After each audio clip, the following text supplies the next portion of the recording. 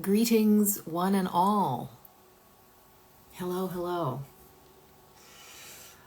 I want to talk about something really simple today. What if we're living in a way that is not natural to us, to who we really are as human beings, and we are just only now starting to realize it? This has been confronting me for a while now. I've had this awareness of a dissonance between the way things are and the way things feel and the way we are when we are truly ourselves. Okay, I'll elaborate on what I mean by this. About 10 years ago, I had this really compelling dream, or at least that's how I interpret it as a dream, about a place where I was living, and there were domes everywhere, and it was a beautiful, beautiful place. I woke up in that place. I was living there. I lived in a dome, and I was. I don't really remember the details of the dream beyond that, but when I woke up, I was so powerfully affected by it. I was like inspired, and I started trying to go back there, but not in my sleep state. I started just allowing my consciousness to go back to that feeling, that place, and I started having some kind of visualizations or journeys just in my spirit to this place, to a planet like this one. I don't know if it was this one or if it was just my imagination, or I don't really know. I don't think it really matters, but I started going to this place somewhat regularly in my mind, in my inner journeys, and I learned a lot about it. And the structures, the place where I was living there were all of these domes. Everything was in harmony with nature. It was absolutely beautiful. It was very ancient. And, it was these little communities that were totally self-sufficient. There was extremely advanced technology in this place, but it wasn't... it didn't feel technological. It was like the technology was organic. It was just everything. Everybody was accessing infinite energy. Everybody was accessing advanced technology, but in an organic way. So it didn't feel like some techno world. And I was living there. I was also living there, but I didn't look like this one. Looked like a different being. Anyway, also human. I could go to cities there and see what the cities were like, and they were completely different from the cities here. They were places of concentration of high consciousness, very, very advanced.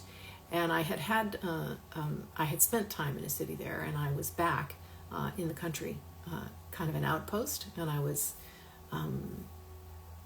working there. But just living, and just by who we were all being there, totally natural, we were contributing to the awakening of this planet. Okay, there's my introduction for you. What I retain from this memory or journey or whatever it is or was, is the feeling that it was a paradise, that it was a beautiful place, that it was a peaceful and harmonious place, that it was a very advanced but totally natural place, and the feeling that it felt really good and really natural to be there. And every time I would leave, I felt like I never wanted to leave, And, as the years have gone by and so much has changed for me personally, just in terms of the expansion of my awareness, and as things have changed on the planet, and as the awakening of the collective has advanced to where it is now, and it's still, it seems to be growing by leaps and bounds every day, I consider that place, that experience, from another perspective. And as I said, I don't know where it was. I don't know if it was this planet or another planet. But my point is that the state of being, the level of consciousness, the extreme harmony with nature and with organic advanced technology was so beautiful that it marked me. And so I want to explore the idea that maybe that's how we're actually supposed to be. Maybe if humans were not interfered with and left to our own natural organic devices, that we would build quite differently from the system and the structure that we live in currently. This system may be normal, it may be familiar, right? Because we've inherited it and we were born into it, and we tend to not really question whatever we were born into. But that doesn't mean that it's natural to us. Normal is not the same thing as natural, right? And I think that's an important distinction for us to make. We've been born into kind of overlay, and this is so obvious to me now, but it was not obvious for most of my life. I didn't notice it. Now I'm painfully aware of it. And so we were born into this kind of overlay, and I will describe what I mean by that in just a moment, but it's a way of structuring life that doesn't come from the organic intelligence of the human being. Okay, it's not original to us and to who we are. Now, I realize that the avatar that we're living in now has been messed with extensively, but it still can't stamp out the fractal intelligence that we share with Source. And so no matter what happens to us, we still seem to remain connected. If we haven't totally lost touch with our hearts, we still seem to remain connected intuitively to what is real with a capital R, to what is organic and to what is natural in us. So the overlay, when I say overlay, I mean a pattern of thinking, of structuring, of living that has been placed on top of our natural way of being, where we left to our own devices, where we're not interfered with. And the overlay is the expression of that interference over eons of time.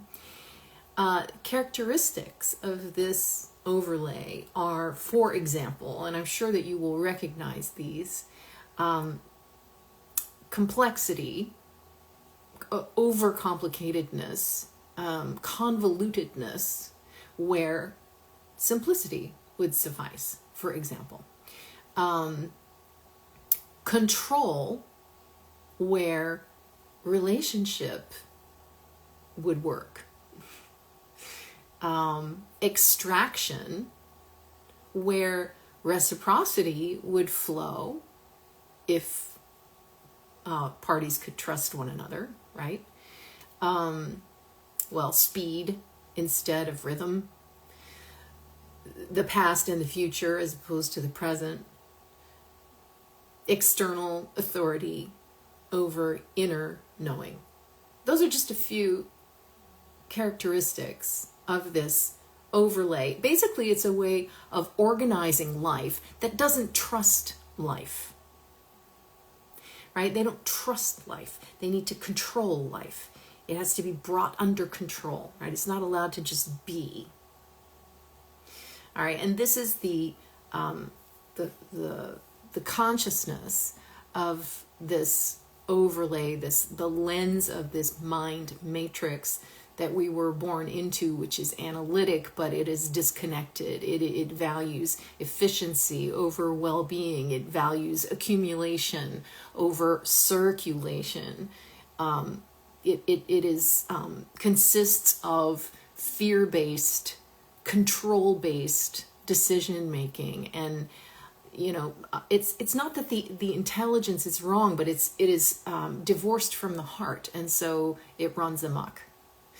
And this is where the talk about the masculine feminine imbalance, right? And we can see that imbalance in the consciousness of this overlay, because it is actually not our consciousness as human beings. That's not who we are. I say this over and over again because I think it's really important for us to rehabilitate our self-image as human beings, and to realize that we have been distorted, right? We have been distorted. We have been deformed.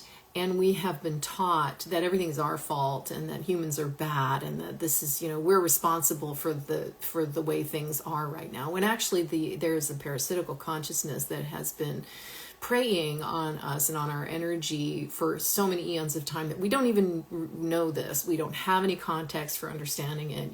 It was never taught to us because it stays hidden, right? And the reason that we can talk about it now is because we are waking up, and we are becoming aware of this parasitic consciousness. It's becoming clearer and clearer that we're sharing this planet with a force that doesn't like us, to say the least, right? And it's interested in controlling us and in extracting from us. Hello. Right? That is their agenda. It's not for our well-being. It is not for our good, right? This is not new. This has always been, always, just, for our practical purposes, for thousands and thousands and thousands of years. This has been on top of us, okay? And that's what I mean by overlay, right? So they placed their structure of consciousness over the natural organic consciousness of the human being, and what we would become if we were not interfered with. So I think that it would be inspiring to imagine what an organic human world would look like. And I think, going back to what I was sharing at the very beginning about this vision that I was having 10 years ago, in this place that I kept returning to in my inner journeys, that to me was, a place that was built by organic humans, who were not interfered with, who were allowed to evolve in a way that was natural, and to create a world that was an expression of that natural connection to source. And to me, it just felt like a memory, or it felt like a future memory, or a real place, and I think that the proof of that was how I felt, how it affected my whole being to be in the energy of that place that felt like home, right? So what would change about life if we were living in an organic human world? How would we notice the differences? Well, I divided it into some categories because I love to do that, so that I could, lay this out in a way that might inspire other people. So let's talk about daily rhythm, okay? In the matrix world, in the mind matrix, in the overlay, our daily rhythms are regimented by clock time, right? That is Saturnian, right? A Saturnian consciousness, right? That is mechanistic and controlling, right? We have alarm clocks, we have rigid schedules, we have like a pressure of productivity in a lot of work spaces. we have to go to work to make the money, and we're under this constant urgency to produce to do something, to create something, to hit the numbers, to all of that, right? So that is part of the daily rhythm of life in the overlay world. Whereas, and what is it that everybody's working for? Well, in many cases, like the largest percentage of people are not necessarily working in from an inspired place in them. They're working a job that that they feel obligated to work, and they're actually supporting the perpetuation of this mind matrix and the consciousness of the overlay without realizing it, right? So that's part of it, right? In the organic world, like if we humans were left to our own devices, if we could live naturally in the way that is natural to us, then the rhythms would be totally organic and natural. We would wake up with our body's rhythm. We would move with the light, right? We would rest when we needed to rest. And our daily rhythms would be not dictated by forced, obligated activities, i.e. work. Our life would be cyclical and not mechanical, right? So that's one area that I think, we can imagine into what would it be like, and how different it is. That consciousness is, flexibility. To go with the flow, right? Because our natural rhythm is like this, right? It's not like this. Okay, in the area of food, right? Food and nourishment. Well, obviously in the overlay, we're dealing with a lot of manipulation of our food systems, standardization, endemic poisoning that weakens us. We're dealing with a lot of processed food. If you just go to any grocery store, you can see that 85% of what is sold there is not actually real food, and the only real food is in a in the fruit and vegetable aisle, and a lot of that food unfortunately is modified, and it's not good for us either. So there's that, right? The processed food is part of the overlay. This idea of constant eating, like having to eat, like you have to eat. Food gives you strength. You should eat. If you're hungry, it's a bad thing. That's not true, right? That's a consciousness of the overlay. Disconnection from our hunger cues, again, from our internal rhythms, from what is real. And instead, being constantly pulled over to what's artificial. So in the organic world, well, we would eat what our body calls for, when our body calls for it. Food would be simple. It would be alive. It would be connected to the earth, and it would be right outside your door. You'd go right outside your door to get what you needed. You'd go to the store minimally, right? It's a different world food-wise, and the food would be full of prana, full of life force energy. We would be treating our food with love, right? We'd be in relationship with a creation, and we'd be giving and receiving, right?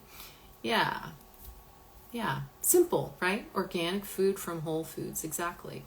And there'd be times where we wouldn't eat. Maybe we would choose not to eat. We would choose to fast from food for a while, and then we would be listening inwardly, and the food that we did eat would be much more nourishing, and certainly would not be poisoning us. So that's another area that we can imagine into, dream ourselves back into. Relationships, okay, in the overlay. Relationships have been hard, haven't they?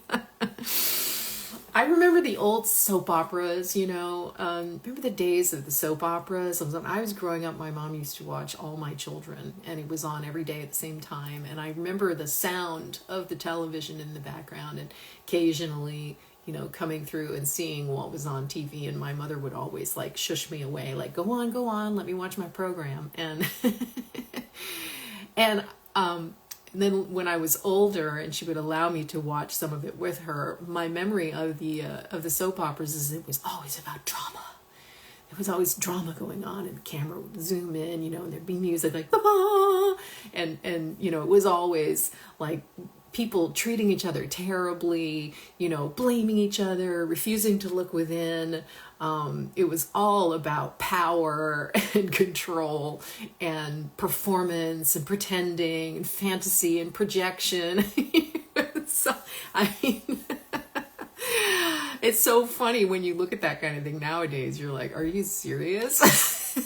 That's not real people, right? I realize there's a lot of drama out there still in relationships, but I think we're starting to realize that comes from the sickness, it comes from the duality, the state of duality that we live in. It comes from unhealed wounds, and it comes from, not looking within. Of course, the last thing they want you to do is to look within yourself and realize that all your answers are in here, right?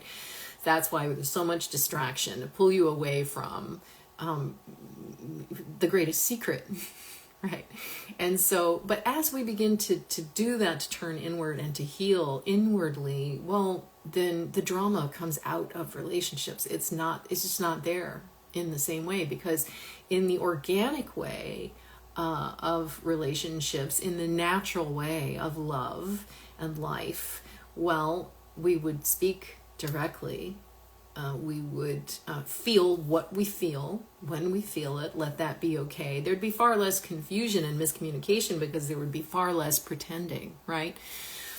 The great master that I had the privilege of being close to and learning from, he called it ethical relationship. He said that now in this stage of evolution that we're in, what we should aspire to is ethical relationship. In other words, you realize, you both understand that the purpose of a relationship is growth.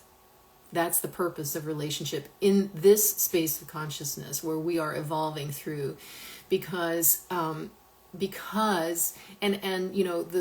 recognition in ethical relationship is that each person is coming from a wounded place that has to be acknowledged, that each person is coming from a place of trying to get something to compensate for their wounding. And if we're aware of that, then we're less likely to put that on the other person, right? So we're trying to, in ethical relationship, we're trying to move out of unconscious power games, right? Control and power games and those kind of dynamics in relationships, and recognize, okay, there's something unhealed in me and I'm trying to put it on this person to give me what I want, right? So it's an honest admission, right? That, okay, I'm still messed up and I'm not finished with my work. So I have to recognize that that's going to be coming into my dynamics in relationship, right? So in the overlay, we get stuck in these control dramas, right? Because people haven't faced themselves. They haven't metabolized their shadows. And so what doesn't get dealt with gets projected outward or denied in some way, right? So that's the kind of relationship dynamic that is pervasive in the mind matrix, in the overlay. It's one that does not take responsibility. And in the organic human world, right, when this overlay has dissipated, is gone, when we live into who we really are and, allow ourselves to be fully human, then those unhealthy, toxic relationship dynamics are really a thing of the past, right? We actually, and you know, it's not that we're perfect. It's just that we're conscious, we're aware, right? So that kind of thing is not going to be unacknowledged anymore. It's going to be much more, you know, out in the open, and you know, that's good. That's going to change everything about our relationships. Another domain that I wanted to look at is systems, right? Systems and work. In the overlay, most people are forced into jobs that are disconnected from meaning, you know, from meaning that they might have for the person. And, you know, we're in these hierarchical control structures, top down control structures, and of course, debt structures, right? So if you're not living in a debt structure, in a debt-based system, then that changes everything. But the fact is, we still are living in a debt-based system. So that means that most people are just working to get by, to pay off their debts, because this is just the way that the financial system is structured. It is to make most people debt slaves, and you know, a very small number of people at the top, you know, controlling all the money. Which isn't even real anyway. It's fiat currency that is made out of thin air. That can't last for very much longer. But you know, the fact is, we're still living in within that structure. So that, of course, means that you have to work for a living because you got to pay. You got to pay, right? If we transferred this over into the religious domain, we would see that system is in place there too. You're born in debt, right? Because you're a sinner, and you have to make up for it, right? So you have to buy yourself back into the favor of you know, God, right? It's the same thing. It's just in a different domain. It's the same dynamic. So that is how systems and work function in the overlay. Whereas in an organic human world, in the new earth, in what is coming and what is being born through us, you would contribute based on your natural expression, on your natural gifts. Systems would arise from the needs of the community, not imposed from above, right? And everybody would contribute their share. It would be, this structure, right? Circular structure as opposed to pyramidal structure. We can dream that back into being as well. Our relationship to the earth would be completely different. In this overlay, this parasitical overlay, which is imposed on us from without, the relationship to the earth is one of extraction and ownership and disconnection and abuse, right? That is not coming from us, human beings. We were born here. This earth is our mother. It's not coming from us.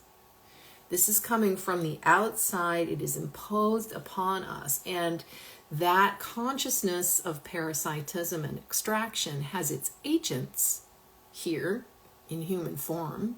Some humans who lost their connection to source, lost their connection to their hearts, are the agents of this consciousness. They may be occupied by this consciousness, but you know, they're very small in number, statistically speaking, compared to the billions of the rest of us who are not of that mind, right? So in the organic human world, we would be in relationship with the land very differently. We would be listening, we would take what we need and we would give it back, right? We'd be in harmony with natural systems that always give us more than we need. I mean, anybody who's ever had a garden knows that, you know, when a plant produces fruits, it produces them abundantly. You can't eat it all. And from one seed, you take a lemon, it's full of seeds. You plant one seed, you get a whole bunch of other lemons. There's always more. There's always more than you need. That is the principle, right? That is the truth. That's the abundance truth, right?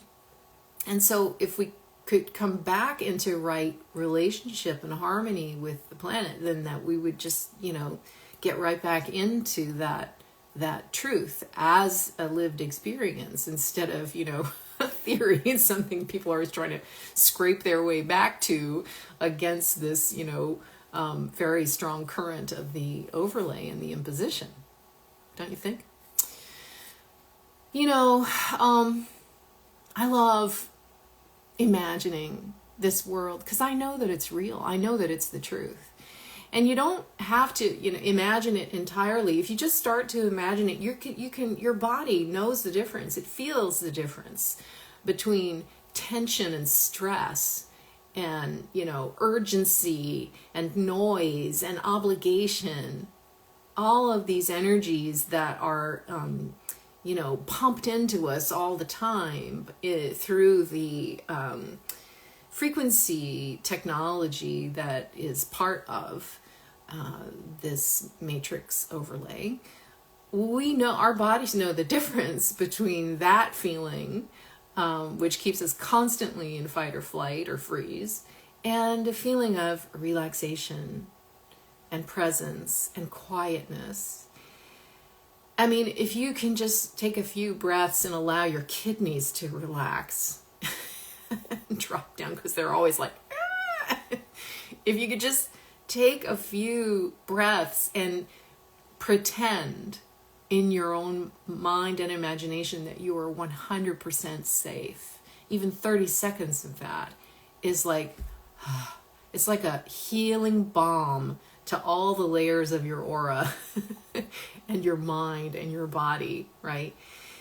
We know the difference between what is natural and real and organic for us, who we are, and what is artificial, synthetic, and imposed from the outside, from the top down. And we need to start recognizing that everything about the way that we live has been imposed on us. Okay? It didn't arise naturally from us. We live in these boxes, right? So we don't think outside the box. That wasn't our brilliant idea, We need to start recognizing, oh, that's unnatural, that's unnatural, that's unnatural, that's unnatural. Okay? It's everywhere. I can't unsee it now. I mean, everywhere I look, I'm like, oh, there's another example of the overlay and the imposition. If we were left to our own devices as natural humans, if we were not in the, multi-thousand year grip of that parasitical consciousness, how would things be different? This is, look, why we accepted this is because we didn't have a choice, really, right? I mean, we amnesia, we talked about this last week. We accepted this way of living because we were born into it, because we were in a kind of trance and we didn't question it. Well, all of that is changing. Something in us has always known that this isn't quite right. And now, this shift is already happening. People are simplifying. A lot of people are choosing community, choosing to live differently, questioning the systems, returning to nature, listening to their intuition, saying yes to their natural gifts, refusing to participate in the structures of this mind matrix. And, it's a scary thing to do because it goes against everything that is in our programming. And this programming goes right down into our DNA, but that does not mean it has to control us. As soon as we decide, you know what, I think I'm going to remember how to live now, right? We're not overthrowing the world here. We're not overthrowing the system. We're just remembering how to live. And that energy, when we come from our hearts and we start to authentically vibrate as human beings, that overthrows the matrix all on its own. That's what is already happening. That's why all of this is happening, right? Consciousness is growing. awakening is happening, the collective is starting to, wake up, and that in itself is part of what overthrows the system, right? It's not because we get mad. It's much more powerful. It's much more powerful for us to feel into the new, right? And to connect with our hearts and to feel inspired and excited and joyful and to remember what it is to be human. It's much more effective to let that do the heavy lifting for us. And yes, of course, we will have to say no. We will have to draw the lines. We will have to take actions. But, a lot of this work is just happening through the awakening of consciousness and through our remembering, right? It really is about remembering. If we keep it simple, if you want to begin stepping out of the overlay, you don't need to change everything overnight. You can slow one thing down. You can eat one meal consciously. You can step outside barefoot. You can start growing a little garden. If you don't have one, like a little food garden, you can do it in pots. You can tell the truth in one conversation. Refuse to distort yourself to please somebody else. And you can do it with compassion. You can turn off the noise for 1 hour. You can go within for 1 hour and refuse to be pulled outward to distraction. This is not dramatic, right? This is just a return to what is real and what is natural. And we can bring this into creation. That is our power. That's the power that we have, that they're so afraid of, that they have to control it. The new earth is not something that arrives one day fully formed. Okay, now it's time, everybody. It's something we begin living through us in small, real ways right now. Not later when everything is okay. No, everything is okay because it is coming out through us. This change is coming out through us. What's natural to you is not something that you need to learn. It's something you just remember. Yeah, sovereignty. Sovereignty that's who we really are. It's our natural state. Yeah. So we're not here to invent a new way of being human. Right? Novelty is one of those carrots on the stick that they want you to follow. Look, you can get implanted with technology that's going to make you like a god, because that's how they think. We don't need that. We are the technology already. The organic, natural technology. We don't need that. So we're not here to invent a new way, a new human. We're just here to return to the one that was always ours. And realize that, oh yeah, that was always there. It's been a lot of layers of crap covering it up. Just the way they're trying to block out the sun every single day, right? Trying to block out the sun because they don't want those codes that are coming from the sun and interacting with our energy field and interacting with our DNA. They're trying to mitigate that because it's waking us up every single day. A little bit more, a little bit more, a little bit more. But we are remembering in spite of all of that. It's pretty great. No reason not to be very positive and optimistic. All right? And sometimes people are like, yeah, but what can I do? I'm just one person. Guys. You're not just one person. You are a full universal fractal of the source. That means you are the source. You contain the source within you. Every gain that you make in remembering who you really are, in returning to that in a very simple way, is a gain for the entire universe. That is how the fractal works. The whole is in the part. That part is not a fragment. It is a fractal. It is an expression of the whole, a unique expression of the whole. So don't ever say that you don't have any power. Don't ever say that you don't make a difference, because you do. Okay, that's all I wanted to cover today. Thank you for your presence. Those of you who've been with me today, I appreciate you. And I'll see you again next time.